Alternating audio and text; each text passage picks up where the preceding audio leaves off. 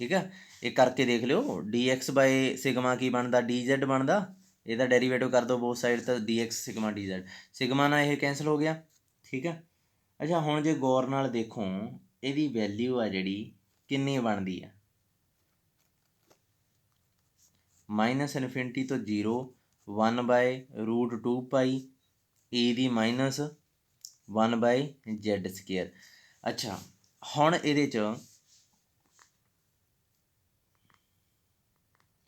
ਰਾਜੇ ਇਹਦੀ ਵੈਲਿਊ ਨਾ ਮੈਂ ਤੁਹਾਨੂੰ ਪਹਿਲਾਂ ਵੀ ਦੱਸਿਆ ਸੀ, ਡੀ ਜ਼ੈਡ ਆ ਨਾ ਇੱਥੇ 1/√2 ਪਾਈ ਏ ਦੀ -∞ 0 ਏ ਦੀ -z²/2 ਡੀ ਜ਼ੈਡ। ਜੇ ਤਾਂ ਇਹ -∞ ਤੋਂ ਇਨਫਿਨਿਟੀ ਤੱਕ ਆ ਇਹਦੀ ਵੈਲਿਊ ਹੁੰਦੀ ਆ 2 ਪਾਈ। ਹੁਣ -∞ ਤੋਂ 0 ਤੱਕ ਆ, ਇਹਨੂੰ 2 ਨਾਲ ਡਿਵਾਈਡ ਕਰ ਦਿਓ। ਸਮਝ ਲੱਗੀ ਕੀ ਚੀਜ਼ ਆ? ਜੇ ਇਹ ਫੰਕਸ਼ਨ 0 ਤੋਂ ਇਨਫਿਨਿਟੀ ਤੱਕ ਆ ਫਿਰ ਵੀ ਇਹਦੀ ਵੈਲਿਊ √2 ਪਾਈ ਹੋਣੀ ਸੀ, ਪਰ ਕਿਉਂਕਿ ਅੱਧਾ ਹੀ ਤੈਅ ਕੀਤਾ ਇਹਦਾ ਮਤਲਬ ਇਹਨੂੰ 2 ਨਾਲ ਡਿਵਾਈਡ ਕਰ ਦਿਓ।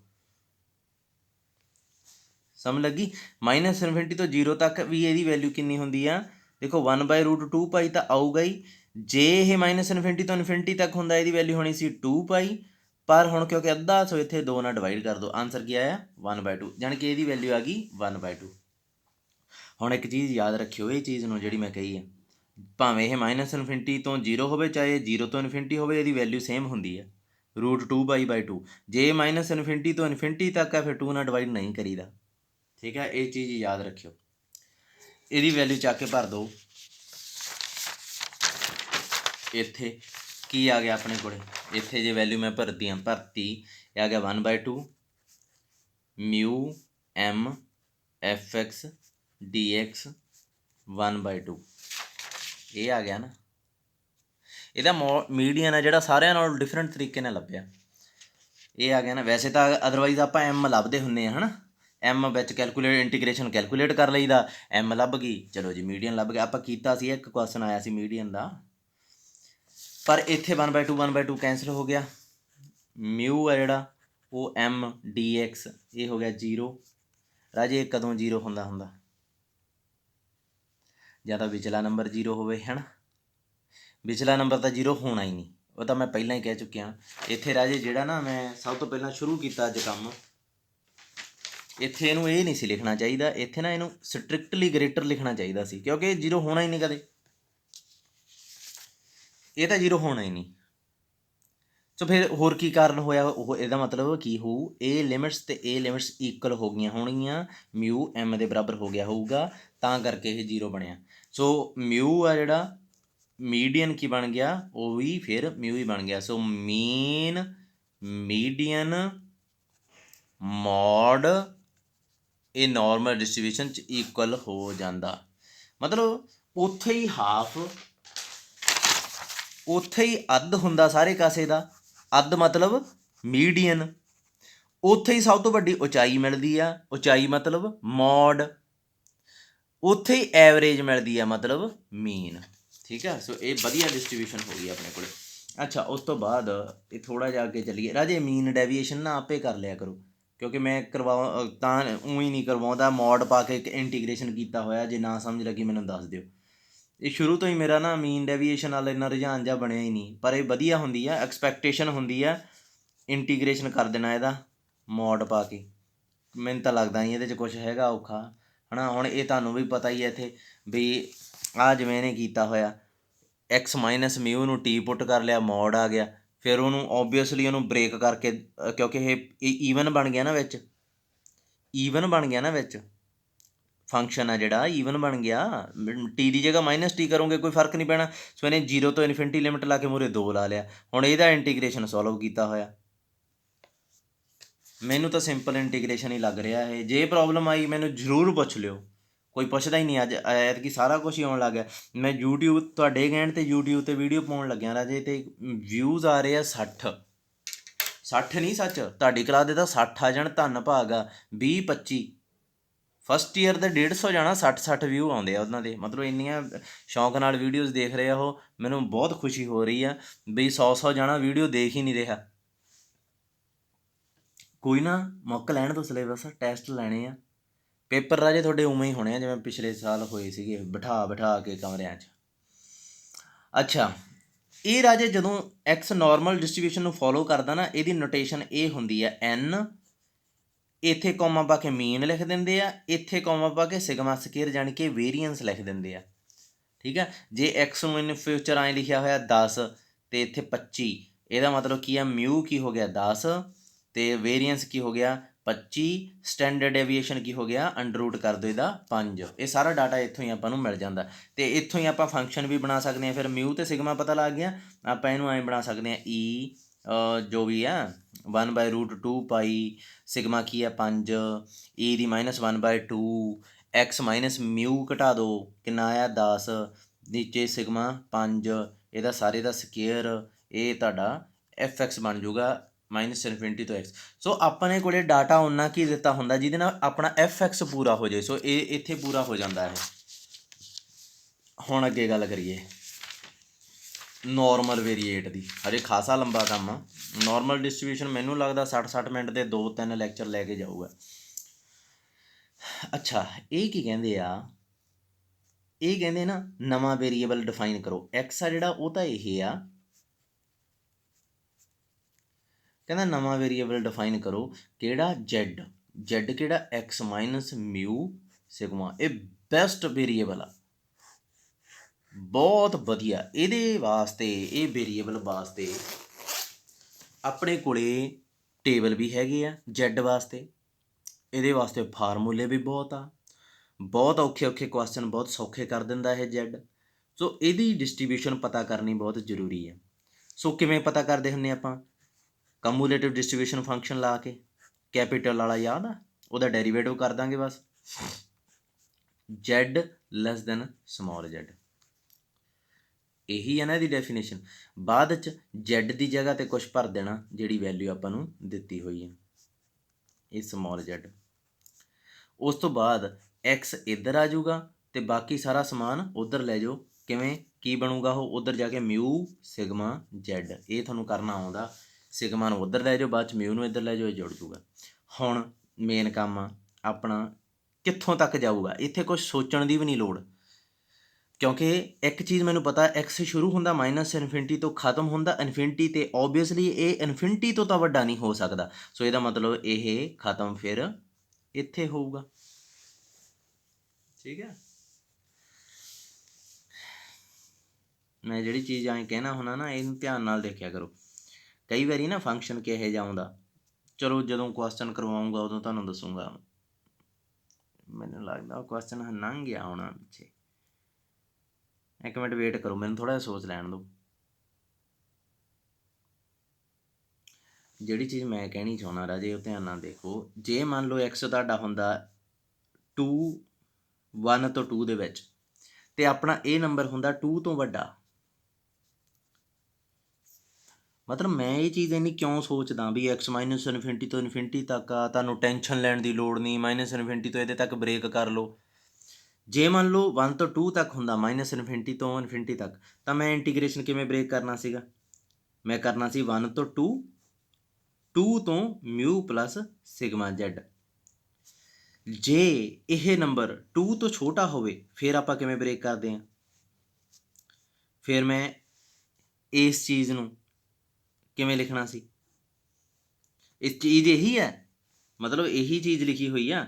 ਮੈਂ ਤੁਹਾਨੂੰ ਕਹਿਤਾ ਵੀ ਮੰਨ ਕੇ ਚੱਲੋ ਇਹ ਨੰਬਰ ਆ ਜਿਹੜਾ ਵੈਲਿਊ ਇਹੀ ਕੱਢੀ ਹੋਈ ਹੈ ਇਹਦੀ।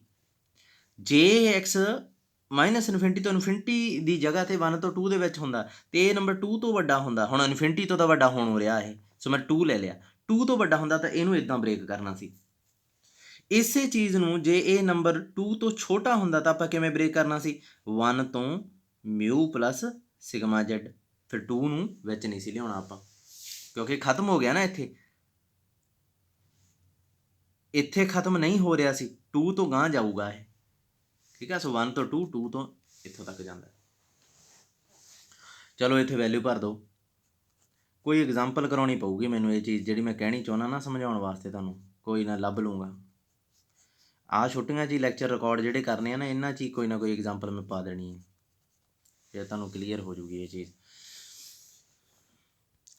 ਜਿਵੇਂ ਆਹ ਦੇਖੋ, ਜਿਵੇਂ ਹੁਣ ਆ ਥੋੜ੍ਹਾ ਜਿਹਾ ਪੁਆਇੰਟ ਰਹਿ ਗਿਆ ਆਪਣਾ, ਜਿਵੇਂ 1 ਤੋਂ ਇਹੀ ਚੀਜ਼ ਆ, ਫਿਰ 1 ਤੋਂ ਮਿਊ ਪਲੱਸ ਜ਼ੈਡ ਤੱਕ ਜਾਊਗੀ। ਹੁਣ ਤੁਹਾਡੇ ਦਿਮਾਗ 'ਚ ਆਊਗਾ ਬਈ ਸਰ ਮਿਊ ਪਲੱਸ ਸਿਗਮਾ ਜ਼ੈਡ ਤੋਂ 2 ਤੱਕ ਨਹੀਂ ਜਾਣਾ ਸੀਗਾ, ਕਿਉਂਕਿ ਇਹ ਵਿਚਾਲੇ ਆ ਗਿਆ ਨਾ, ਵੀ ਇਹ ਛੋਟਾ ਨੰਬਰ ਹੋ ਗਿਆ। ਹੁਣ ਤੁਸੀਂ ਉਹ ਚੀਜ਼ ਨੂੰ ਨਾ ਵਿੱਚ ਘੜੀਸੀ ਫਿਰਿਓ ਵੀ ਸਰ ਤੁਸੀਂ ਤਾਂ ਕਹਿੰਦੇ ਸੀ ਵਿਚਾਲੇ ਹੋਣਾ ਜ਼ਰੂਰੀ ਨਹੀਂ ਹੈ, ਇਹ ਉਹਦੇ ਨਾਲੋਂ ਡਿਫਰੈਂਟ ਚੀਜ਼ ਆ। ਮਿਊ ਪਲੱਸ ਸਿਗਮਾ ਜ਼ੈਡ 1 ਤੋਂ ਮਿਊ ਪਲੱਸ ਸਿਗਮਾ ਜ਼ੈਡ ਤੱਕ ਆ ਗਿਆ। ਹੁਣ ਤੁਸੀਂ ਕਹੋਗੇ ਇਹ ਨਹੀਂ ਲਿਖਣਾ ਰਾਜੇ, ਇਹਨੇ ਪੁੱਛਿਆ ਕਿੱਥੋਂ ਤੱਕ, ਆਪਾਂ ਉੱਥੋਂ ਤੱਕ ਪਹੁੰਚਣਾ ਹੁੰਦਾ ਬਸ। ਵਿੱਚ ਜਿੰਨੇ ਨੰਬਰ ਆਉਂਦੇ ਆ ਉਹਨਾਂ ਨਾਲ ਆਪਾਂ ਡੀਲ ਕਰਨੀ ਆ। ਜਿਵੇਂ ਇਹ 2 ਆ, 2 ਤੋਂ ਛੋਟਾ ਕੀ ਆ x ਤੋਂ ਆ ਗਿਆ 1। ਹੁਣ ਵਿੱਚ ਇੱਥੋਂ 1 ਤੋਂ ਸ਼ੁਰੂ ਤੋਂ ਇੱਥੋਂ ਤੱਕ ਪਹੁੰਚਦੇ ਪਹੁੰਚਦੇ ਕਿਹੜੇ ਨੰਬਰ ਵਿੱਚ ਆਏ ਆ, 1 ਆ ਗਿਆ, 2 ਆ ਗਿਆ, ਮਿਊ ਪਲੱਸ ਸਿਗਮਾ ਜ਼ੈਡ ਆ ਗਿਆ। ਜੇ ਇਹ ਇੱਦਾਂ ਲਿਖਿਆ ਹੁੰਦਾ ਤਾਂ ਇਹ ਕਿਵੇਂ ਬਣ ਜਾਣਾ ਸੀ, ਇਹ ਇਹੋ ਜਿਹਾ ਬਣ ਜਾਣਾ ਸੀ। ਦੇਖੋ 1 ਆ ਗਿਆ, ਇਹ ਆ ਗਿਆ, ਪਰ ਆਪਾਂ ਇੱਥੋਂ ਤੱਕ ਹੀ ਪਹੁੰਚਣਾ, ਇਦੂਆਂ ਤਾਂ ਜਾਣਾ ਹੀ ਨਹੀਂ। ਸੋ ਕਿੰਨੇ ਨੰਬਰ ਆਏ, ਇਹ ਦੋਵੇਂ ਆਏ। ਸੋ ਇੱਥੇ ਖਤਮ ਹੋ ਗਿਆ ਰਾਜੇ, ਇਸ ਤੋਂ ਅੱਗੇ ਤਾਂ ਆਪਾਂ ਜਾਣਾ ਹੀ ਨਹੀਂ ਹੈ। ਇਹ ਦੇਖੋ ਇਹਨਾਂ ਨੇ ਕਿਹਾ x ਇਹ ਤੋਂ ਛੋਟਾ ਹੋਣਾ ਚਾਹੀਦਾ, ਸੋ ਇਹ ਇੰਟੀਗ੍ਰੇਸ਼ਨ ਆਉਣਾ ਹੀ ਨਹੀਂ ਹੈ। 1 ਪਲੱਸ ਮਿਊ ਪਲੱਸ ਸਿਗਮਾ ਜ਼ੈਡ, ਇੱਥੇ ਸੇਮ ਚੀਜ਼ ਹੋਈ ਆ, -ਇਨਫਿਨਿਟੀ ਤੋਂ ਸ਼ੁਰੂ ਹੋਇਆ, ਮਿਊ ਪਲੱਸ ਸਿਗਮਾ ਜ਼ੈਡ ਤੇ ਖਤਮ ਹੋ ਗਿਆ, ਕਿਉਂਕਿ ਇਹ ਨੰਬਰ ਕਦੇ ਵੀ ਇਨਫਿਨਿਟੀ ਤੋਂ ਵੱਡਾ ਨਹੀਂ ਹੋ ਸਕਦਾ। ਜੇ ਮੰਨ ਲਓ ਇਹ ਇਨਫਿਨਿਟੀ ਤੋਂ ਵੱਡਾ ਹੁੰਦਾ ਤਾਂ ਇੱਥੇ ਮੈਂ ਪਾਉਣੀ ਸੀ ਇਨਫਿਨਿਟੀ, ਅਗਲੇ ਸਟੈਪ 'ਚ ਇਨਫਿਨਿਟੀ ਤੋਂ ਮਿਊ ਪਲੱਸ ਸਿਗਮਾ ਜ਼ੈਡ ਤੱਕ ਆਉਣਾ ਸੀਗਾ। ਸਮਝ ਲੱਗੀ ਇਹ ਚੀਜ਼? ਚਲੋ ਮੈਨੂੰ ਲੱਗਦਾ ਸ਼ਾਇਦ ਸਮਝ ਲੱਗ ਗਈ ਹੋਊ। ਹੁਣ ਅਗਲੀ ਇੱਕ ਕੁਐਸਚਨ ਮੈਂ ਕਰਾਊਂਗਾ ਜ਼ਰੂਰ, ਉਹ ਕਰਾਏ ਬਿਨਾਂ ਗੱਲ ਨਹੀਂ ਬਣਨੀ। ਅੱਗੇ ਦੇਖੋ, ਅੱਗੇ ਆਪਣੇ ਕੋਲੇ ਨਾ ਇਹਨਾਂ ਨੇ ਕੀ ਕੀਤਾ, ਇਹਨੂੰ x ਮਾਈਨਸ ਮਿਊ ਸਿਗਮਾ ਨੂੰ ਨਾ ਇਹਨਾਂ ਨੇ ਭਰ ਲਿਆ z, ਇਹਦੀ ਵੈਲਿਊ ਨਾ ਵਾਈ, ਇਹਦੀ ਵੈਲਿਊ ਇੱਥੇ ਭਰੋ। ਦੇਖੋ ਜੇ ਇੱਥੇ ਮੈਂ ਇਨਫਿਨਿਟੀ ਭਰਦਾ x ਮਾਈਨਸ ਇਨਫਿਨਿਟੀ, ਵਾਈ ਕੀ ਬਣੂਗੀ ਮਾਈਨਸ ਇਨਫਿਨਿਟੀ। ਜੇ x ਮੈਂ ਭਰਦਾ ਆਹ ਮਿਊ ਪਲੱਸ ਸਿਗਮਾ ਜ਼ੈਡ ਭਰਤਾ, ਪਿੱਛੇ ਕੀ ਆ ਮਿਊ ਓਵਰ ਕੀ ਆ ਸਿਗਮਾ, ਵੇਖੋ ਵਾਈ ਕੀ ਆ ਗਿਆ ਮਿਊ ਸਿਗਮਾ ਜ਼ੈਡ, ਵਾਈ ਬਣ ਗਿਆ ਜ਼ੈਡ। ਸੋ x ਜੇ ਮਾਈਨਸ ਇਨਫਿਨਿਟੀ ਆ ਤਾਂ ਵਾਈ ਮਾਈਨਸ ਇਨਫਿਨਿਟੀ ਆ, ਜੇ ਇਹ ਭਰੂੰਗਾ ਤਾਂ ਜ਼ੈਡ। ਸੋ ਭਰ ਦੋ, ਫਿਰ ਇਹ ਕੀ ਆ ਜਾਊਗਾ ਆਪਣੇ ਕੋਲੇ, ਮਾਈਨਸ ਇਨਫਿਨਿਟੀ ਤੋਂ ਜ਼ੈਡ 1/√2 ਪਾਈ ਸਿਗਮਾ e ਦੀ -1/2, ਇੱਥੇ ਵਾਈ ਸਕੇਅਰ ਆ ਜਾਊਗਾ, ਇੱਥੇ d, ਅੱਛਾ ਇੱਥੇ ਕੀ ਆਊਗਾ ਬਾਈ, dx ਓਵਰ ਸਿਗਮਾ dy ਹੈ ਨਾ, ਅਤੇ dx ਕੀ ਬਣ ਜਾਊਗਾ ਸਿਗਮਾ dy। ਬਹੁਤ ਵਾਰੀ ਕੀਤਾ ਇਹ ਕੰਮ, ਇੱਥੇ ਭਰ ਦਿਓ ਸਿਗਮਾ dy, ਸਿਗਮਾ ਨਾਲ ਇਹ ਕਸਟ ਕੱਟਿਆ ਗਿਆ। ਸੋ ਆਪਣੇ ਕੋਲੇ gz ਕੀ ਬਣ ਗਿਆ, ਮਾਈਨਸ ਇਨਫਿਨਿਟੀ ਤੋਂ z 1/2 ਪਾਈ e ਦੀ -1/2 ਵਾਈ ਸਕੇਅਰ dy ਹੈ ਨਾ। ਹੁਣ ਇਹਦਾ ਡੈਰੀਵੇਟਿਵ ਜੇ ਮੈਂ ਕਰੂੰਗਾ, ਮੈਂ ਤੁਹਾਨੂੰ ਅੱਗੇ ਵੀ ਦੱਸਿਆ ਹੋਇਆ, ਆਨਸਰ ਆ ਜਿਹੜਾ ਕਿਹਦੇ 'ਚ ਆਉਣਾ ਹੁੰਦਾ, ਇਹਦੇ 'ਚ, ਅਤੇ ਸਿੰਪਲੀ ਇੰਟੀਗ੍ਰੇਸ਼ਨ ਇੱਥੇ ਕੱਟਿਆ ਜਾਊਗਾ ਹੈ ਨਾ, ਅਤੇ ਆਨਸਰ ਕੀ ਬਚੂਗਾ 1/√2 ਪਾਈ -1/2। ਰਾਜੇ ਇਹ ਲਿਬਨਿਟਸ ਰੂਲ ਹੁੰਦਾ, ਬਹੁਤ ਵੱਡਾ ਰੂਲ ਆ, ਪਰ ਹਜੇ ਤੁਹਾਨੂੰ ਮੈਂ ਨਹੀਂ ਦੱਸ ਸਕਦਾ ਇਹ। ਜਾਣੀ ਕਿ ਇੱਥੇ ਬਸ ਇਹਦੇ 'ਚ ਵਾਈ ਆਹ ਵੈਲਿਊ ਪੁੱਟ ਕਰ ਦਈਦੀ ਹੁੰਦੀ ਇਹਦੇ 'ਚ, ਬਸ ਇਹ ਆਨਸਰ ਹੁੰਦਾ। ਇੰਟੀਗ੍ਰੇਸ਼ਨ ਕੱਟ ਦਈਦਾ, ਵੈਲਿਊ ਆਹ ਪੁੱਟ ਕਰਨੀ ਹੈ। ਜੇ ਕਿਸੇ ਨੇ ਇਹਦਾ ਵਾਈ 'ਚ ਆਨਸਰ ਦਿੱਤਾ ਨਾ, ਦੇਖ ਲਿਓ, ਕਿਉਂਕਿ ਇੱਥੇ ਤਾਂ ਜ਼ੈਡ ਆ, ਇੱਥੇ ਵਾਈ 'ਚ ਆਨਸਰ ਆ, ਇਹ ਕੀ ਗੱਲ ਹੋਈ। ਜ਼ੈਡ ਜੇ ਮੈਂ ਪੁੱਟ ਕਰੂੰਗਾ ਇੱਥੇ ਵੀ ਤਾਂ ਕੁਛ ਪੁੱਟ ਹੋਵੇ, ਫੇਰ ਹੀ ਫੰਕਸ਼ਨ ਵਾਲੀ ਗੱਲ ਬਣਦੀ ਹੈ। ਸੋ ਇਹ ਅਲਟੀਮੇਟਲੀ ਆਪਣੇ ਕੋਲੇ ਜਿਹੜਾ ਜ਼ੈਡ ਆ, ਆਪਣੇ ਕੋਲੇ ਇੱਕ ਨੰਬਰ ਸੀਗਾ, ਇਹ ਕੀ ਹੋ ਸਕਦਾ, ਇਹ ਕੋਈ ਵੀ ਹੋ ਸਕਦਾ ਮਾਈਨਸ, ਅੱਛਾ ਇਹ ਵੀ ਡਿਸਾਈਡ ਕਰ ਲਓ, ਜ਼ੈਡ ਕਿੱਥੇ ਆ, ਜ਼ੈਡ ਇਹ ਪਿਆ, ਜ਼ੈਡ ਇਹ ਪਿਆ ਹੈ ਨਾ। ਅੱਛਾ ਜ਼ੈਡ ਆ ਜਿਹੜਾ, ਜਦੋਂ x ਇਨਫਿਨਿਟੀ ਹੋਊਗਾ ਜ਼ੈਡ ਕੀ ਬਣ ਜਾਊਗਾ ਇਨਫਿਨਿਟੀ, ਜਦੋਂ x ਮਾਈਨਸ ਇਨਫਿਨਿਟੀ ਹੋਊਗਾ ਜ਼ੈਡ ਕੀ ਬਣ ਜਾਊਗਾ ਮਾਈਨਸ ਇਨਫਿਨਿਟੀ। ਪੁੱਟ ਕਰਕੇ ਦੇਖ ਲਓ ਇੱਥੇ। ਸੋ ਜ਼ੈਡ ਕੀ ਆ, ਮਾਈਨਸ ਇਨਫਿਨਿਟੀ ਤੋਂ ਇਨਫਿਨਿਟੀ ਕੋਈ ਨੰਬਰ ਆ, ਇਹ ਬਣ ਗਿਆ। ਜਾਣੀ ਕਿ ਆਪਣੇ ਕੋਲ ਜੀ ਜ਼ੈਡ ਕੀ ਬਣ ਗਿਆ, ਇਹਨੂੰ ਸਮੋਲ ਜੀ ਜ਼ੈਡ ਪ੍ਰੋਬੇਬਿਲਿਟੀ ਡੈਂਸਿਟੀ ਫੰਕਸ਼ਨ ਇਹਦਾ 1/√2 ਪਾਈ, ਇੱਥੇ ਮੈਂ 1 ਲਿਖ ਲਿਆ, e -1/2 z -0 ਓਵਰ 1 ਦਾ ਹੋਲ ਸਕੇਅਰ। ਇੱਕ ਚੀਜ਼ ਹੁਣ ਧਿਆਨ ਨਾਲ ਦੇਖੋ, ਇਹਨੂੰ ਕੰਪੇਅਰ ਕਰੋ ਇਹਦੇ ਨਾਲ, ਸਿਗਮਾ e ਦੀ -1/2, x ਦੀ ਜਗ੍ਹਾ z ਲਿਖ ਲਓ, ਕਿਹੜਾ ਕੋਈ ਫਰਕ ਪੈਂਦਾ। ਮਿਊ ਕੀ ਆ ਗਿਆ 0, ਜਾਣੀ ਕਿ ਇਹ ਟੋਟਲੀ ਨੋਰਮਲ ਡਿਸਟਰੀਬਿਊਸ਼ਨ ਵਾਲਾ, ਨੋਰਮਲ ਡਿਸਟਰੀਬਿਊਸ਼ਨ ਨੂੰ ਹੀ ਫੋਲੋ ਕਰਦਾ z, ਕਿਉਂਕਿ ਦੇਖੋ ਫੰਕਸ਼ਨ ਜਮਾ ਹੀ ਡਿਟੋ ਹੋ ਜਾ ਗਿਆ। ਮਿਊ ਕੀ ਆ ਆਹ 0, ਅਤੇ ਸਿਗਮਾ ਕੀ ਆ ਗਿਆ 1, ਜਾਣੀ ਕਿ ਵੇਰੀਐਂਸ ਕੀ ਆਊਗਾ ਇਹਦਾ, ਸਕੇਅਰ ਕਰ ਦਿਓ ਉਹ ਵੀ 1। ਜਾਣੀ ਕਿ Z ਆ ਜਿਹੜਾ ਇਹ ਨਾਰਮਲ ਡਿਸਟ੍ਰੀਬਿਊਸ਼ਨ ਨੂੰ ਹੀ ਫੋਲੋ ਕਰਦਾ, ਪਰ ਜਿਹਦੇ 'ਚ ਮੀਨ ਕੀ ਆ 0 ਤੇ ਵੇਰੀਐਂਸ ਕੀ ਆ 1। ਲਓ ਜੀ, ਇਹ ਬਹੁਤ ਵਧੀਆ ਵੇਰੀਏਬਲ ਬਣ ਗਿਆ। ਇਹਨੂੰ ਸਟੈਂਡਰਡ ਨਾਰਮਲ ਵੇਰੀਏਟ ਕਹਿੰਦੇ ਆ। Z ਨੂੰ ਸਟੈਂਡਰਡ ਨਾਰਮਲ ਵੇਰੀਏਟ, ਸਟੈਂਡਰਡ ਨਾਰਮਲ ਵੇਰੀਏਟ ਆਹ ਲਿਖਿਆ ਪਿਆ ਸਟੈਂਡਰਡ ਨਾਰਮਲ ਵੇਰੀਏਟ, ਠੀਕ ਹੈ। Z ਬੈਸਟ ਵੇਰੀਏਬਲ ਆ ਇਹ, ਠੀਕ ਹੈ। 8ਵਾਂ ਜਿਹੜਾ ਰਾਜੇ ਪਤਾ ਨਹੀਂ ਕਿਸੇ ਸਟੂਡੈਂਟ ਦੀ ਕਿਤਾਬ ਆ, ਜਿਹੜਾ 8ਵਾਂ ਆਰਟੀਕਲ ਆ ਨਾ, ਪਤਾ ਨਹੀਂ ਇਹਨੇ ਮੈਂ ਕਦੇ ਵੀ ਨਹੀਂ ਛੱਡਣੇ ਹੁੰਦੇ ਇਹ ਬੱਚੇ ਨੇ ਕਾਂਟੇ ਮਾਰੇ ਹੋਏ ਆ। ਲੈ, ਜਿਹੜੀ ਚੀਜ਼ ਮੈਂ ਤੁਹਾਡੇ 'ਤੇ ਛੱਡਦਾ ਤੁਸੀਂ ਉਹਦੇ 'ਤੇ ਕਾਂਟਾ ਮਾਰ ਦਿੰਦੇ ਹੋ। ਢੀਠ ਜਿਹਾ ਹੋਊ ਕੋਈ, ਕਾਂਟੇ ਮਾਰੀ ਬੈਠਾ ਉਹਦੇ 'ਤੇ। ਇੰਨਾ ਇੰਪੋਰਟੈਂਟ ਅਗਲਾ ਰਿਜ਼ਲਟ ਆ ਜਿਹੜਾ ਇਹ ਇੰਪੋਰਟੈਂਟ ਆ, ਇਹ ਕਿਉਂ ਛੱਡਣਾ ਇਹਨੂੰ। ਹੁਣ ਮੈਨੂੰ ਡਰ ਪੈ ਗਿਆ ਇਹਨੂੰ ਦੇਖ ਕੇ, ਇਹ ਛੱਡ ਨਾ ਦਿਓ ਕਿਤੇ ਸਾਰੇ ਰਾਜੇ, ਕਰਨੇ ਆ ਇਹ। ਚਲੋ ਅੱਗੇ, ਹੁਣ ਜਿਹੜਾ ਹੈ ਆਪਾਂ 100 200 ਆਪੇ ਕਰਿਓ ਰਾਜੇ। 8ਵਾਂ ਆਰਟੀਕਲ ਡਿਟੋ ਜਾਣਾ, ਇਹ ਕੁਛ ਨਹੀਂ ਗਾ ਇਹਦੇ 'ਚ, ਠੀਕ ਆ। ਜੇ ਮੈਨੂੰ ਲੱਗਦਾ ਇਹਦੇ 'ਚ ਕੁਛ ਹੈਗਾ,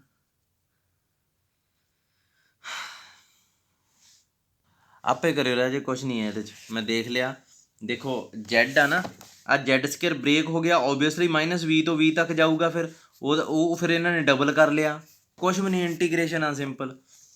ਫਿਰ ਇਹਦਾ ਡੈਰੀਵੇਟਿਵ ਕਰਤਾ, ਆਨਸਰ ਆ ਜਿਹੜਾ V 'ਚ ਬਣ ਗਿਆ। ਉਹ ਫਿਰ ਪਤਾ ਕੀ ਆ ਇਹਦੇ 'ਚ, ਇਹ ਜਿਹੜੀ ਡਿਸਟ੍ਰੀਬਿਊਸ਼ਨ ਆ, ਹਾਂ ਇੱਕ ਚੀਜ਼ ਤੁਹਾਨੂੰ ਦੱਸਣੀ ਪਊਗੀ, ਇੱਕ ਮਿੰਟ।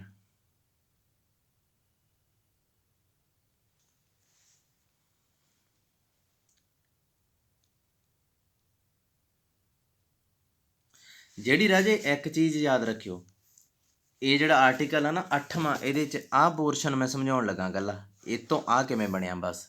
ਇਹ 8ਵਾਂ ਆਰਟੀਕਲ ਆ, ਹਿੰਟ ਸਮਝ ਲਓ, 8ਵਾਂ ਹੀ ਆ। ਹਾਂ, ਜਿਹੜਾ ਨਾ ਰਾਜੇ ਗਾਮਾ 1/2 ਹੁੰਦਾ, ਇਹਦੀ ਵੈਲਿਊ ਹੁੰਦੀ ਹੈ ਇੱਕ √π। ਰੱਟਾ ਮਾਰ ਲਓ ਇਹਨੂੰ, √π ਵੈਲਿਊ ਹੁੰਦੀ ਇਹਦੀ। ਜਿਹੜਾ ਦੇਖੋ ਹੁਣ ਕੀ ਹੈ, ਇਹਨਾਂ ਨੇ ਕੀਤਾ ਕੀ ਹੈ, ਇਹਨਾਂ ਕੋਲੇ ਨਾ ਆਨਸਰ 'ਚ ਆ ਗਿਆ ਸੀਗਾ √2π, ਅੰਡਰ ਰੂਟ 'ਚ V ਪਿਆ, e ਦੀ -v/2 V ਆ ਗਿਆ। ਅਦਰਵਾਈਜ਼ ਇਹ ਕਹਿੰਦੇ ਆ 0 ਆ। ਹੁਣ ਦੇਖੋ ਇਹ ਜਿਹੜਾ ਇਹ √v ਹੈ, ਇਹਨੂੰ ਤਾਂ ਉੱਪਰ ਲੈ ਗਏ, ਕੀ ਬਣ ਗਿਆ ਇਹ √v ਹੈ, ਇਹਨੂੰ ਤਾਂ ਉੱਪਰ ਲੈ ਗਏ। ਇਹ ਕਹਿੰਦੇ ਆ 1/2 -1। ਦੇਖੋ ਇਹ -1/2 ਆ ਨਾ, ਨੀਚੇ ਆ ਕੇ ਰੂਟ ਹੀ ਬਣੂਗਾ, ਇਹ ਤਾਂ ਖਤਮ ਹੋ ਗਿਆ ਇਹਦਾ ਕਿੱਸਾ। e ਦੀ -v/2 ਵੀ ਉੱਪਰ ਹੀ ਆ ਗਿਆ। ਜਿਹੜਾ ਨੀਚੇ ਇਹ √2 ਆ, ਇਹ 'ਚ 2 ਦੀ ਪਾਵਰ 1/2 ਲਾਤੀ, ਅਤੇ ਜਿਹੜਾ √π ਆ ਉਹਨੂੰ ਗਾਮਾ 1/2 ਲਿਖਤਾ। ਸਮਝ ਲੱਗੀ, ਚੀਜ਼ ਉਹੀ ਆ, ਸਾਰਾ ਸੇਮ ਆ, ਅਦਰਵਾਈਜ਼ 0। ਅਤੇ ਇਹ ਜਿਹੜੀ ਇਹ ਕੀ ਬਣ ਗਈ, ਇਹ chi² ਡਿਸਟਰੀਬਿਊਸ਼ਨ ਬਣ ਗਈ। ਅਲਫਾ ਕੀ ਹੈ ਇਹਦੇ 'ਚ, ਬੀਟਾ ਕੀ ਹੈ, ਪਹਿਲਾਂ ਤਾਂ ਬੀਟਾ 2 ਹੋ ਗਿਆ, ਯਾਨੀ ਕਿ chi² ਬਣ ਗਈ। ਅਲਫਾ ਕੀ ਆ, v ਦੀ ਪਾਵਰ ਅਲਫਾ -1 ਹੁੰਦਾ, ਗਾਮਾ ਅਲਫਾ ਹੁੰਦਾ ਆਈ ਥਿੰਕ, ਹੈ ਨਾ। ਯਾਨੀ ਕਿ ਅਲਫਾ ਆ ਗਿਆ 1/2, ਅਤੇ ਆਪਾਂ ਅਲਫਾ ਨੂੰ ਕੀ ਮੰਨਦੇ ਹੁੰਦੇ ਆ, r/2। 2 ਨਾਲ 2 ਕੱਟਿਆ ਗਿਆ, r ਕੀ ਆ ਗਿਆ 1। ਸੋ ਇਹ chi² ਡਿਸਟਰੀਬਿਊਸ਼ਨ ਹੋ ਗਈ ਵਿਦ ਡਿਗਰੀ 1। ਸਮਝ ਲੱਗ ਗਈ। ਸੋ ਇਹ ਫੰਕਸ਼ਨ ਨੂੰ ਇਹਦੇ ਵਰਗਾ ਇਹਨਾਂ ਨੇ ਬਣਾਇਆ ਹੋਇਆ। ਅੱਗੇ ਚੱਲੋ, ਹੁਣ ਇਹ 'ਚ ਮੈਨੂੰ ਥੋੜ੍ਹਾ ਜਿਹਾ ਤੰਗ ਕਰਨ ਵਾਲੀ ਚੀਜ਼ ਲੱਗੀ ਸੀ, ਉਹ ਮੈਂ ਕਰਾਤੀ। 12 ਮਿੰਟ ਦਾ ਲੈਕਚਰ ਰਹਿ ਗਿਆ ਆਪਣਾ। ਅੱਜ ਮੈਂ ਕੋਸ਼ਿਸ਼ ਕਰੂੰਗਾ ਤੁਹਾਡੀ ਕਲਾਸ ਦੇ 3 ਰਿਕਾਰਡ ਕਰ ਦੇਣੇ ਆ। ਇਫ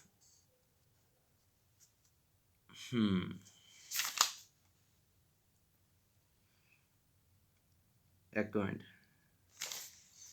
ਇਹ ਕਹਿੰਦੇ φz ਆ ਨਾ ਜਿਹੜਾ, ਇਹਨੂੰ ਐਂ ਲਿਖਿਆ ਕਰੋ ਰਾਜੇ, ਪਤਾ ਇਹ ਤੁਹਾਨੂੰ ਦੇਖ ਕੇ ਪਤਾ ਲੱਗੂਗਾ। ਇੱਕ ਮਿੰਟ, 2π z²/2 -∞ ਤੋਂ ∞। ਫੰਕਸ਼ਨ ਨੂੰ ਦੇਖ ਕੇ ਕੁਛ ਯਾਦ ਆਇਆ, ਹੁਣੇ ਆਪਾਂ ਪ੍ਰੂਵ ਕਰਕੇ ਹਟੇ ਹਾਂ। ਆਹ ਵੇਖੋ, ਆਹ ਨਹੀਂ ਲਿਖਿਆ ਹੋਇਆ 236 ਪੇਜ 'ਤੇ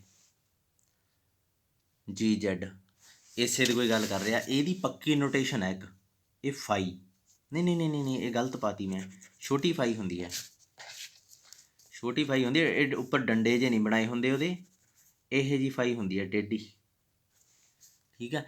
ਇਹਦੀ ਪੱਕੀ ਨੋਟੇਸ਼ਨ ਆ, ਯਾਦ ਰੱਖਿਓ, ਇਸ ਫੰਕਸ਼ਨ ਨੂੰ ਆਪਾਂ ਐਂ ਲਿਖਿਆ ਕਰਨਾ। ਉਸ ਤੋਂ ਬਾਅਦ ਜਿਹੜਾ ਕਰੈਕਟਰਿਸਟਿਕ ਫੰਕਸ਼ਨ, ਯਾਦ ਆ ਆਪਾਂ ਕਰੈਕਟਰਿਸਟਿਕ ਕਹੀ ਜਾਂਦਾ, ਜਿਹੜਾ ਕਮੂਲੇਟਿਵ ਡਿਸਟ੍ਰੀਬਿਊਸ਼ਨ ਫੰਕਸ਼ਨ ਹੁੰਦਾ ਕੈਪੀਟਲ F(x), ਯਾਦ ਆ ਐਂ ਲਿਖਦੇ ਹੁੰਦੇ ਸੀਗੇ, ਕੀ ਹੁੰਦਾ ਸੀ ਇਹ, ਪ੍ਰੋਬੇਬਿਲਿਟੀ x<x। ਇਹਨੂੰ ਇੱਥੇ ਕਿਵੇਂ ਲਿਖਣਾ, ਇਹਨੂੰ ਐਂ ਲਿਖਣਾ, ਇਹ ਫਾਈ ਹੀ ਹੋਊਗੀ ਪਰ ਐਂ ਦੋ ਡੰਡੇ ਜੇ ਪਾਏ ਹੋਣਗੇ ਇੱਥੇ, ਮਤਲਬ ਇਸ ਫਾਈ ਅਤੇ ਇਸ ਫਾਈ 'ਚ ਥੋੜ੍ਹਾ ਜਿਹਾ ਫਰਕ ਆ ਜਿਹੜਾ ਉਹ ਨੋਟ ਕਰੋ। ਫਿਰ ਇਹ ਫਾਈ Z P, ਇਹਨੂੰ ਆਪਾਂ Z<Z, ਇਹ ਮਤਲਬ ਉਹੀ ਬਣਦਾ ਨਾ, ਹੁਣ Z ਆ ਗਿਆ ਇਹਦੀ ਜਗ੍ਹਾ 'ਤੇ, ਮਤਲਬ ਇੱਥੇ FZ ਨਹੀਂ ਲਿਖਣਾ ਆਪਾਂ, ਇਹਨੂੰ -∞ ਤੋਂ Z, ਇੱਥੇ ਹੋਈ ਟੇਢੀ ਵਾਲੀ ਫਾਈ dz, ਇਹੀ ਬਣੂਗਾ ਨਾ। ਫਿਰ ਇਹਦੀ ਵੈਲਿਊ ਭਰ ਦਿਓ ਬਸ, -∞ ਤੋਂ ∞। ਇਹਨੂੰ Z ਦੀ ਜਗ੍ਹਾ 'ਤੇ ਭਾਵੇਂ U ਪਾ ਲੈਂਦੇ, ਕਿਉਂਕਿ Z ਨਹੀਂ ਪਾਉਣਾ, ਨਾ ਪਾਓ, ਨਹੀਂ ਬਣਾਉਣਾ, ਇੱਥੇ Z ਆਊਗਾ ਪਹਿਲਾਂ ਤਾਂ 1/√2π, e ਦੀ ਮਾਈਨਸ ਮੈਂ Z² ਹੀ ਪਾ ਲਿਆ dz, U ਪਾਉਣੀ ਅੰਦਰ U ਪਾ ਦਿਓ ਸਾਰੇ 'ਚ।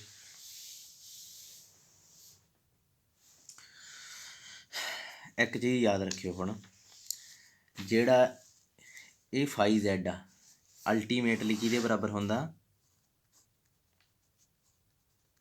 ਇਹਦੇ ਬਰਾਬਰ ਹੁੰਦਾ ਹੈ ਨਾ। ਅਤੇ ਇਹਨੂੰ ਜੇ ਡਰੋ ਕਰਨਾ ਹੋਵੇ ਪਹਿਲਾਂ ਤਾਂ ਨੋਰਮਲ, ਅੱਛਾ ਇਹਦਾ ਇਹ ਜਿਹੜਾ ਫਾਈ Z ਆ, ਇਹਦਾ ਮੇਨ ਕੀ ਸੀ, 0, ਅਤੇ ਆਪਾਂ ਇਹ ਵੀ ਕੀਤਾ, ਅਤੇ ਇੱਕ ਇਹ ਨੋਰਮਲ ਵੇਰੀਏਟ ਆ ਹੈ ਨਾ, ਸਟੈਂਡਰਡ ਆ, ਸਗੋਂ ਉਹ ਤਾਂ ਇਹਦਾ ਤਾਂ ਸਟੈਂਡਰਡ ਆ ਕੁਛ, ਉਹ ਤਾਂ ਐਵੇਂ ਹੀ ਸੀਗਾ ਨੋਰਮਲ ਵੇਰੀਏਟ, ਇਹਦਾ ਤਾਂ ਕੁਛ ਹੈਗਾ ਵਾ, ਮੀਨਸ ਰੁਤਬਾ ਇਹਦਾ ਕੁਛ, ਠੀਕ ਹੈ। ਸਟੈਂਡਰਡ ਨੋਰਮਲ ਵੇਰੀਏਟ ਤਾਂ ਹੈਗਾ, ਤਾਂ ਇਹ ਨੋਰਮਲ ਵੇਰੀਏਟ 'ਚ ਤਾਂ ਮੀਨ, ਮੋਡ, ਵੇਰੀਐਂਟ ਨਹੀਂ, ਮੀਡੀਅਨ, ਇਹ ਬਰਾਬਰ ਹੀ ਹੁੰਦੇ ਆ। ਸੋ ਇਹਦਾ ਮਤਲਬ ਇਹ ਜਿਹੜੀ ਡਿਸਟ੍ਰੀਬਿਊਸ਼ਨ ਇਹੋ ਜਿਹੀ ਹੋਊਗੀ, ਜਾਣੀ ਕਿ 0 ਜਦੋਂ x ਹੋਊਗਾ ਨਾ, Z 0 ਹੋਊਗਾ, ਕਿਉਂਕਿ x ਤਾਂ ਹੈ ਹੀ ਨਹੀਂ ਇੱਥੇ, ਹੁਣ Z ਹੀ ਕਹਿੰਦੇ ਆਪਾਂ x ਨੂੰ। Z ਜਦੋਂ 0 ਹੋਊਗਾ, ਇਹ ਪੀਕ 'ਤੇ ਪਹੁੰਚ ਜੂਗੀ, ਇਹੋ ਜਿਹੀ ਹੋਊਗੀ, ਬਿੰਗੀ ਜੀ ਬਣ ਗਈ, ਮੈਂ ਬੈਲ ਸ਼ੇਪ ਬਣਾਉਣਾ ਚਾਹੁੰਦਾ ਸੀਗਾ, ਠੀਕ ਹੈ, ਇਹੋ ਜਿਹੀ ਹੋਊਗੀ। ਆਹ ਬੁੱਕ 'ਚ ਲਿਖੀ ਹੈ ਜਿਹੜੀ, ਆਹ ਦੇਖੋ ਕਿੰਨੀ ਸੋਹਣੀ ਬਣਾਈ ਇਹਨੇ, ਪੂਰੀ ਬੈਲ ਸ਼ੇਪ ਦੀ ਹੁੰਦੀ ਹੈ, ਜਿਹੇ ਜਿਹੀ ਇੱਧਰ ਆ ਉਹੋ ਜਿਹੀ ਇੱਧਰ ਹੁੰਦੀ ਹੈ, ਇੱਥੇ ਬਣਾ ਦਿਓ x 0 'ਤੇ ਨਾ ਇਹਦੀ ਲਾਈਨ ਆਫ ਸਿਮਿਟਰੀ ਹੁੰਦੀ ਆ। ਹੁਣ ਤੁਸੀਂ ਕਹੋਗੇ ਸਰ ਨੂੰ ਕੀ ਹੋ ਗਿਆ, ਅੱਗੇ ਤਾਂ ਕਦੇ ਗ੍ਰਾਫ ਡਿਸਕਸ ਕੀਤੇ ਨਹੀਂ, ਇੱਥੇ ਰਾਜੇ ਗ੍ਰਾਫ ਦੀ ਬਹੁਤ ਲੋੜ ਪੈਣੀ ਹੈ, ਪੂਰੀ ਬੈਲ ਸ਼ੇਪ ਜਾਊਗੀ ਐਂ, ਪੂਰੀ ਡਿਟੋ, ਉਹ ਜਿਹੇ ਜੀ ਉੱਧਰ, ਉਹ ਜਿਹੀ ਉੱਧਰ। ਅੱਛਾ ਜਿਹੜਾ ਫਾਈ Z ਆ, ਇਹ ਡੰਡਿਆਂ ਵਾਲਾ ਕਰੈਕਟਰਿਸਟਿਕ ਫੰਕਸ਼ਨ, ਇਹ ਕਿਹਨੂੰ ਰੀਪ੍ਰਜੈਂਟ ਕਰਦਾ, ਹੁਣ ਧਿਆਨ ਨਾਲ ਦੇਖੋ, ਮੰਨ ਲਓ ਸਮਾਲ Z ਇੱਥੇ ਪਿਆ, ਇਹ ਜਿਹੜਾ Z ਆ ਨਾ ਇੱਥੇ ਪਿਆ, ਇਹ ਕੀ ਕਹਿੰਦਾ ਕਿ ਜੇ ਦੇਖਿਆ ਜਾਵੇ ਇਹ ਕੀ ਆ, -∞ ਤੋਂ ਇਕੁਐਲਿਟੀ ਨਹੀਂ ਹੋ ਸਕਦੀ, ਕਿਉਂਕਿ -∞ ਦੇ ਬਰਾਬਰ ਨਹੀਂ ਕੋਈ ਹੋ ਸਕਦਾ, Z ਤੱਕ ਇੰਟੀਗ੍ਰੇਸ਼ਨ ਕੀ ਹੁੰਦਾ, ਏਰੀਆ ਅੰਡਰ ਦਾ ਕਰਵ। ਸੋ -∞ ਤੋਂ Z ਤੱਕ ਦਾ ਏਰੀਆ ਅੰਡਰ ਦਾ ਕਰਵ ਨੂੰ ਰੀਪ੍ਰਜੈਂਟ ਕਰਦਾ, ਇਹ ਕੀ ਹੋ ਗਿਆ, ਇਹ ਸਾਰਾ ਜਿੰਨਾ ਵੀ ਏਰੀਆ,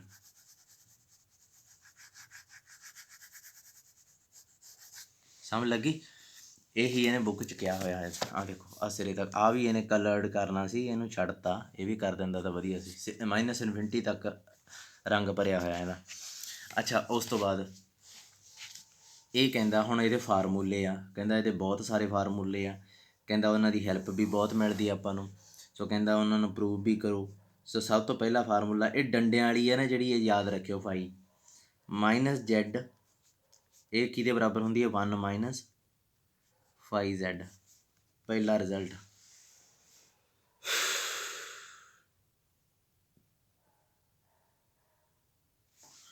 ਕਿਵੇਂ ਪ੍ਰੂਵ ਕਰੀਏ, ਫਾਈ -Z ਦੀ ਵੈਲਿਊ ਭਰ ਦਿਓ, ਇਹੀ ਆਊਗੀ ਨਾ, ਜਿੱਥੇ -Z ਆ ਇੱਥੇ Z ਸੀ, Z ਆ ਗਿਆ, -Z ਆ ਗਿਆ। ਅੱਛਾ ਇੱਕ ਚੀਜ਼ ਆ, ਇਹ ਬੰਦੇ ਨੇ ਬਹੁਤ ਅਜੀਬ ਚੀਜ਼ ਲਿਖੀ, ਇਹ ਕਹਿੰਦਾ ਇਹ ਇਹਦੇ ਬਰਾਬਰ ਆ, ਇਹ ਕੀ ਹਿਸਾਬ ਹੋਈ, ਜੇ ਤਾਂ ਹੁਣ ਤੁਸੀਂ ਕਹੋਗੇ ਮਾਈਨਸ ਨੂੰ ਪ੍ਰੋਡਕਟ ਕੀਤਾ ਹੁੰਦਾ ਫਿਰ ਆਪਾਂ ਮੰਨ ਲੈਂਦੇ ਹਨ, ਨਾ ਤਾਂ ਇਹਨੇ ਮਾਈਨਸ ਨੂੰ ਪ੍ਰੋਡਕਟ ਕੀਤਾ, ਤੇ ਸਿੱਧਾ ਹੀ ਲਿਖਤਾ ਕਿ Z ਜਿਹੜਾ ਹੈਗਾ ਉਹ ਸਮੋਲ Z ਤੋਂ ਵੱਡਾ ਹੋਊਗਾ ਤਾਂ ਵੀ ਪ੍ਰੋਬੇਬਿਲਟੀ ਉਨੀ ਆਊਗੀ। ਇਹ ਕਿਉਂ ਬਈ? ਇੱਕ ਚੀਜ਼ ਯਾਦ ਰੱਖਿਓ, ਇਹ ਜਿਹੜੀ ਕਰਵ ਆ ਨਾ ਇਹ ਹੈਗੀ ਆ ਬੈਲ ਸ਼ੇਪਡ।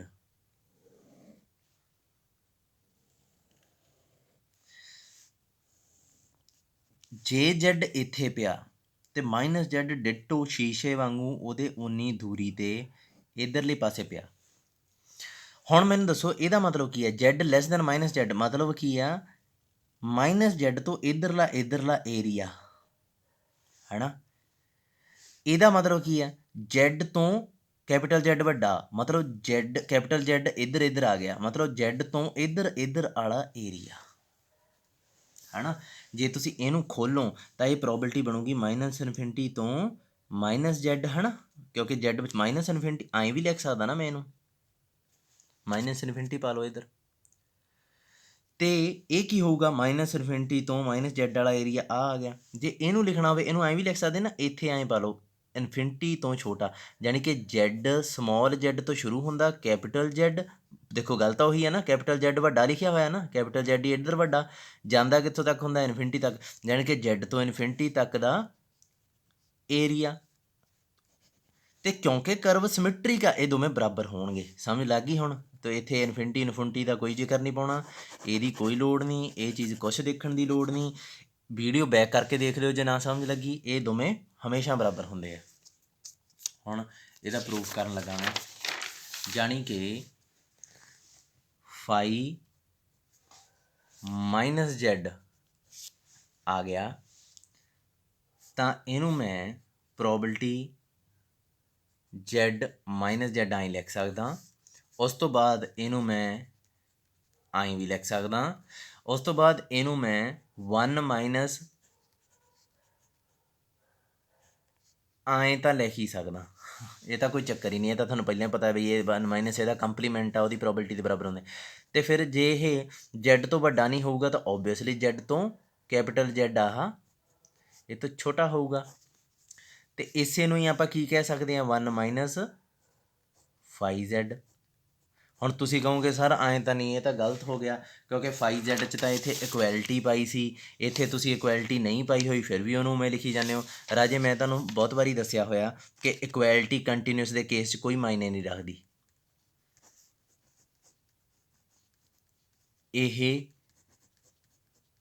ਇਹ ਸੇਮ ਆ, ਇੱਕੋ ਹੀ ਗੱਲ ਆ, ਕਿਉਂਕਿ ਇਹਦਾ ਇੰਟੀਗ੍ਰੇਸ਼ਨ ਕਰੂੰਗਾ ਜਦੋਂ ਸੋਲਵ ਕਰੂੰਗਾ ਇਹ ਵੀ -∞ ਤੋਂ ਇਹ ਜਾਣੀ ਹੈ, ਇਹਦਾ ਕਰੂੰਗਾ ਇਹ ਵੀ -∞ ਤੋਂ ਇਹ ਜਾਣੀ ਹੈ, ਇੱਕੋ ਹੀ ਗੱਲ ਆ। ਇੱਕ ਸਿੰਗਲ ਪੁਆਇੰਟ 'ਤੇ ਪ੍ਰੋਬੇਬਿਲਟੀ ਇੱਥੇ 0 ਹੁੰਦੀ ਹੈ, ਠੀਕ ਆ। ਸੋ ਕੋਈ ਮਾਇਨੇ ਨਹੀਂ ਰੱਖਦੀ। ਸੋ ਇਹਦਾ ਮਤਲਬ φ -Z ਆ ਜਿਹੜਾ ਇਹ 1 φZ ਦੇ ਬਰਾਬਰ ਆ ਗਿਆ। ਅੱਛਾ, ਉਸ ਤੋਂ ਬਾਅਦ ਹੋਰ ਇਹਦੇ ਬੜੇ ਰਿਜ਼ਲਟ ਜੇ ਲਿਖੀ ਬੈਠਾ ਇਹ, ਹਾਂ A ਤੋਂ B ਤੱਕ ਦੇ x ਆ ਜਿਹੜਾ ਸਭ ਤੋਂ ਪਹਿਲਾਂ ਇਹਦੇ 'ਚ ਨੋਰਮਲ ਵੇਰੀਏਟ ਹੋਣਾ ਚਾਹੀਦਾ। ਤਾਂ ਕਹਿੰਦਾ ਇਹਦੀ ਪ੍ਰੋਬੇਬਿਲਟੀ ਲੱਭਣ ਦਾ ਕਹਿੰਦਾ ਇੱਕ ਬਹੁਤ ਸੌਖਾ ਤਰੀਕਾ ਮੇਰੇ ਕੋਲ ਹੈਗਾ। ਉਹ ਕਿਹੜਾ ਤਰੀਕਾ? ਇਹ ਕਹਿੰਦਾ x ਨੂੰ ਨਾ ਐਂ ਕਰੋ, ਇਹਨੂੰ Z ਬਣਾ ਲਓ,